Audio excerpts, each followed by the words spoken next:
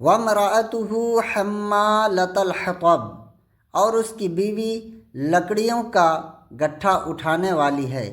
ام جمیل بنت حرب بن امیہ ابو سفیان کی بہن، جو رسول کریم صلی اللہ تعالی علیہ وسلم سے نہایت عناد اور عداوت رکھتی تھی، اور بہت دولت مند اور بڑے گھرانے کی عورت ہونے کے باوجود رسول اللہ صلی اللہ تعالی علیہ وسلم کی عداوت میں اس انتہا کو پہنچی ہوئی تھی کہ خود اپنے سر پر کانٹوں کا گٹھا لا کر رسول کریم صلی اللہ علیہ وسلم کے راستہ میں ڈالتی، تاکہ حضور پر نور صلی اللہ تعالی علیہ وسلم کو آپ صلی اللہ علیہ وسلم کے اصحاب رضی اللہ تعالی عنہم کو ایذا و تکلیف ہو، اور حضور اقدس صلی اللہ علیہ وسلم کی ایذا رسانی اس کو اتنی پیاری تھی کہ وہ اس کام میں کسی دوسرے سے مدد لینا بھی گوارا نہ کرتی تھی۔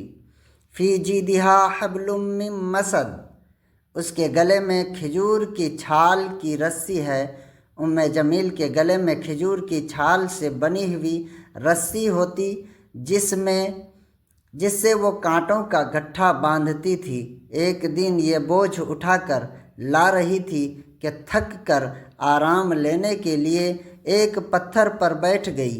ایک فرشتے نے اللہ تعالیٰ کے حکم سے اس کے پیچھے سے اس گٹھے کو کھینچا، وہ گرا اور ام جمیل کو رسی سے گلے میں پھانسی لگ گئی اور وہ مر گئی۔ اس گستاخ خبیث نے دنیا میں بھی عذاب کا مزہ چکھا اور آخرت میں بھی عذاب میں جائے گی۔ آخرت میں آگ کی زنجیریں اس کے گلے میں ہوں گی اور جہنم کی لکڑیوں کا گٹھا اس کی پشت پر لدا ہوا ہوگا۔ تو اللہ تبارک و تعالی ہم سب کو اپنے حبیب صلی اللہ تعالی علیہ وسلم سے محبت کرنے کی توفیق و رفیق عطا فرمائے۔